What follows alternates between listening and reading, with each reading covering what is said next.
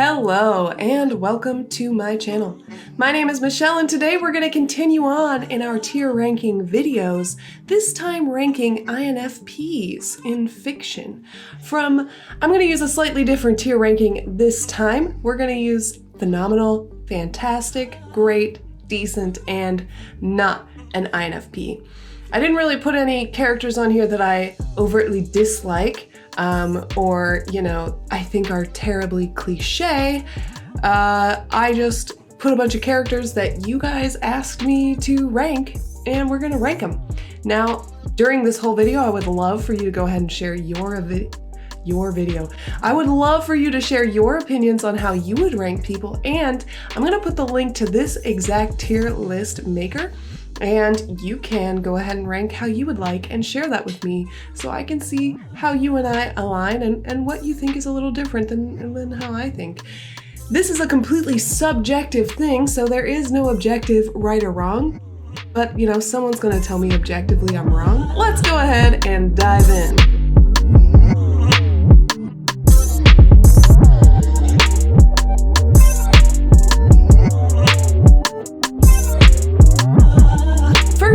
Foremost, we have Alphonse Elric. He was recommended and asked multiple times, and he is one of my favorite characters in all of anime that I have ever seen.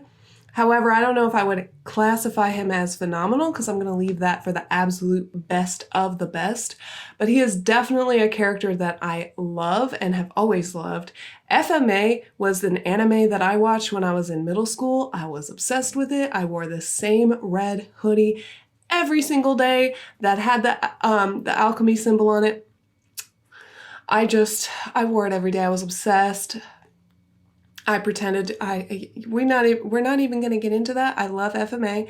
However, Alphonse, I definitely am going to put on fantastic. He's not quite phenomenal because I'm saving that for the absolute best of the best, but he is still fantastic. Next we have Amelie. Amelie is a great character from a French movie where a woman finds these ripped up pictures of a man under photo booths, and she's trying to find out who this mysterious man is. All the while, she is taking gnomes around the world and taking pictures of them to encourage her father to leave his house and to travel and to explore. And all over, she's a wonderful example of what an INFP can be. And I think that she is a phenomenal character. Like, what she does for her family, what she does in this whole entire movie, it's just phenomenal. She's just a fascinating character and I can't get enough of her. And I have watched that movie probably 10 to 15 times because I love it that much. She's a great character. She's phenomenal. Next we have Anne of Green Gables. People have asked multiple times to do Anne of Green Gables under different variations of her character portrayal. So when I was a kid, my mom would read Anne of Green Gables all the time to us. And I really, really loved those books.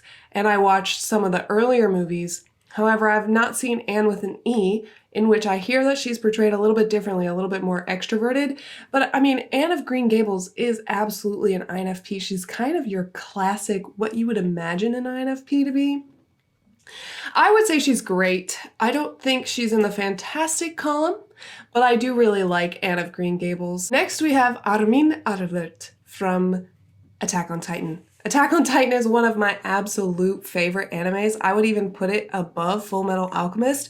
And Armin is one of the best characters from that show. His growth and development and coming into his own. He's a weak character. He's not very good on the battlefield or doing anything in the physical realm. However, he's incredibly intelligent, and it is his unique perspective that allows him to problem solve in a way that others can't. And it helps him climb up a ladder while others are fighting on the front lines. He's a wonderful, amazing character, and I think I want to put him in the phenomenal category. He is amazing, and actually I want to put him above Amelie. I love his character so much. The portrayal is what INFPs could be. It is like what INFPs could aspire to be. I'm not saying that you should, but I think that he's a very, very great, well-developed INFP, and I love, love, love, love, love, love his character. Next, we have Bella Swan from Twilight. I put her in here because she is one of the most stereotypically INFP characters, but unfortunately, she is a very flat character, and she makes really poor decisions, and so she is kind of a negative character to be associated with INFPs. However, she is one, and she is a popular one, and I'm going to use her for the thumbnail. So she's decent. I don't hate her. I don't love her. She's just there. Next, we have Belle from Beauty and the Beast, who is also a very classic INFP. She's got her head in the clouds, nose in a book. If you could imagine an INFP, you would imagine somebody like Belle. Doesn't fit in with society, doesn't want to conform to social standards, can break through the heart of a cold and beastly person. You know what I'm saying? I would say she's great. I wouldn't say she's fantastic, but she's great. And I think Anne of Green Gables is a little above her because Anne of Green Gables is a little bit more dynamic of a character than Belle. Granted, it's a cartoon, a kid's cartoon, so how dynamic can they really be? However, I still think Anne of Green Gables is above Belle. Then we have Bubbles from Powerpuff Girls. She's decent. If I were to have a cliche category this time, she would be in it. Nothing against her. She's just decent. I don't really have too many memories. The one who stands out the most to me is actually Buttercup. Not Bubbles. But, she's good. Powerpuff Girls for the win. I'm going to put her above... she has to be above Bella Swan. Here is Carl Fredrickson. He is the main character from Up. He is the old man whose house gets lifted by a bajillion balloons to escape the world. He is a wonderful character, and that story arc is so interesting to watch, and I really enjoy it, even though it is a kid's movie. So it's the same age level as Beauty and the Beast. However, the character is so much more dynamic that it has to go in the fantastic tier. Below Alphonse because, come on. But a great, fantastic character nonetheless. Next we have Coraline, and Coraline's story is equally interesting. I really like the way that she deals with her issues, and she is trying to share with her parents what's really going on, and they're not seeing it, and her character arc is very interesting, and I would put her in great. I don't know if she's fantastic, but she's pretty great, and she's the top of the great, and I really like her character. Now we have Daniel Jackson from Stargate. Now, if you've ever watched Stargate, you'll know that that show is like the perfect collision between fantasy, sci-fi, and mythology. It has all of those elements that you would come to love in such a well-melded way, and Daniel's character he's a smart, intelligent guy. He's following his passions, and he has to deal with the consequences of following after these passions, and it's just such a fantastic character to watch. I don't know if I'd put him above Al, or I'd put him above Carl. Now we have Edward Scissorhands. I loved Edward Scissorhands as a kid, and I probably watched that movie more than any of the other ones we have talked about. But do I think that his character in and of itself is phenomenal? No. Do I think it's fantastic? No, I think it's great. And I would even dare to put him above Coraline.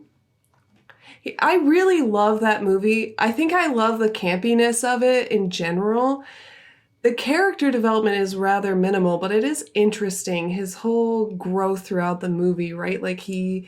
Why is he in this 50s town? Why did he escape? You don't really get to know what's going on in his head, and it's just so much fun to watch that.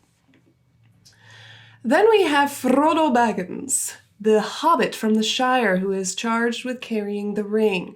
I have seen some debate onto whether he is an INFP or ENFP, and I've thought about it quite a bit, and I do think that he's an INFP. However, some people stand firm that he's an ENFP.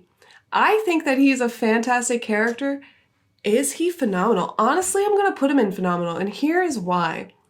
He, regardless of what's going on, refuses to put the burden of carrying the ring on anyone else. You can see how it corrupts him, and he knows that if he gives it to someone else, it will corrupt them. And he has a pretty good understanding of how much and how quickly it would corrupt other people. Of course, he has a selfish attachment to it because that is the essence of how the ring works. But in the end,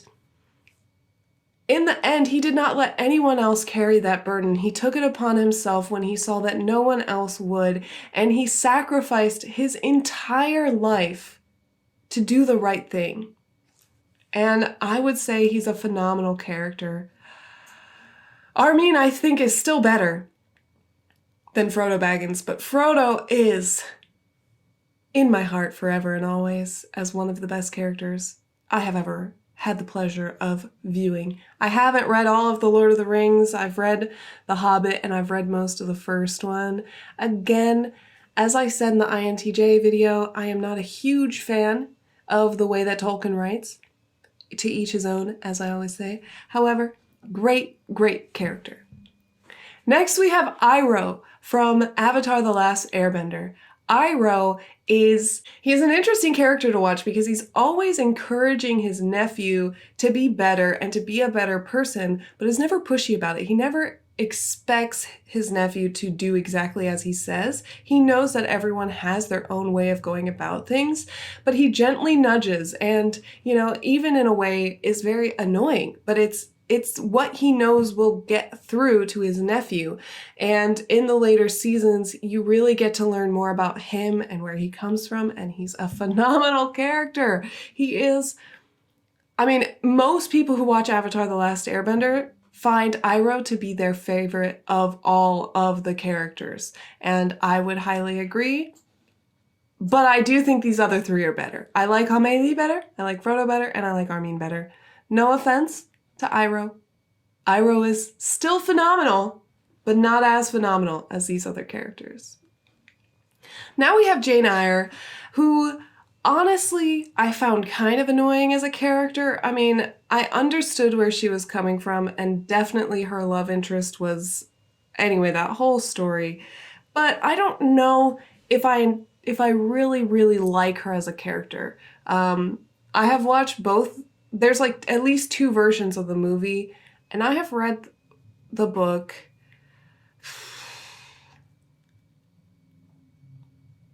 Compared to these other characters, though, I think she has to be in the great category, absolutely. But where would she be? Because she did kind of annoy me, but she still has a really good character arc and is really interesting to read, even if you don't fully love her. I'm going to put her middle of great. Better than Anna Green Gables, better than Belle, but the rest of these characters are definitely better than her character, in my humble opinion. Now we have Konstantin Levin. He is from Anna Karenina, and his entire story is about being in love with a woman who he really shouldn't be in love with. And I've seen a lot of debate online, and people think that he's an INFP. However, I watched more of the movie. I watched it again. I've not read the book, so please don't hate me. But I have watched the movie a couple of times, and I did rewatch a bunch of clips prior to making this, and I don't think that he's an INFP. He doesn't seem to have this strong moral grounding which helps him navigate his world. What it is he wants to understand love. He wants to understand these things. He doesn't necessarily have a strong conviction. He loves this woman and he has to convince himself to go after her, and he wants to logic the death out of everything. So he is not an INFP. Then we have Luke Skywalker. Star Wars fans, what? I am actually not the hugest fan of Star Wars, but I do think that Luke Skywalker's character is interesting, but I'm gonna stick him in decent. I don't think that his character... but the later movies. Okay, you convinced me. The later movies really do make up for that kind of blandness that he has at the beginning. I'll put him underneath Edward and before Coraline. I think he's a great character, but I do think these other characters are more interesting and more fun to watch, personally. Because again, this is subjective. Next, we have Luna Lovegood from Harry Potter. She is quirky, weird, talking about all these different weird magical creatures. She is just one of my favorite characters in all of the Harry Potter series. If you don't love her, then get out. But before you do, subscribe so you can see the later ones. Luna Lovegood is very much so her own person and very awkward in the social scenarios, and in many ways comes off like an INFP with a strong personal worldview. However, I don't actually believe that she's an INFP. I believe that she's an INTP. And this is interesting because I think these two characters well, I'm going to put her above him. I think that these two characters who are INTPs but frequently mistyped as INFPs show that INFPs and INTPs can come off very similarly externally. However, compare these two characters to the rest of the characters on this list. Compare them and compare the way that they are. They're different. They don't fit in with this group. There's something about them that's not quite right. And if you're trying to figure out if you're an INFP or INTP, which a lot of people are, consider these characters and consider how they all fit together. Armin, Al, Daniel, Frodo, Amelie, they all have something similar about them, right? They all have something that you can see the common trend amongst them, which is that FINE. And Luna Lovegood and Konstantin Levin, they don't have that same quality. They don't. Next, we have Sadness from Inside Out, who is frequently typed as an INFP. I have not seen the whole movie and I couldn't afford to actually purchase it. I didn't want to actually purchase it or spend the time watching it fully, but I did watch quite a few YouTube videos of clips of her in the show. And I don't have anything to say that she's not an INFP, but I also don't have anything to confidently confirm that she's an INFP. But even so, as a character, I didn't really like watching her that much. I definitely enjoyed watching Joy more. I'm gonna put her in decent. She decent. She okay. Yeah, we'll put her here. She's decent. She's decent. Finally, we have Shinji from Neon Genesis Evangelion. This is a phenomenal show, and he is a phenomenal character. He is abandoned by his father, and the only reason his father brings him back into his life is because of what Shinji can do, which is connect to these angels, these giant machines which can fight and fend off these giants which are coming to try to destroy humanity. And Shinji is confused and conflicted because, I mean, there's something really noble in saving the world. However, he has a lot of pain from being abandoned by his father, and he really just doesn't even know if he has faith in humanity. And it hurts to watch it, and I can relate a lot to what's going on in the show, and I would say that he's absolutely a phenomenal character.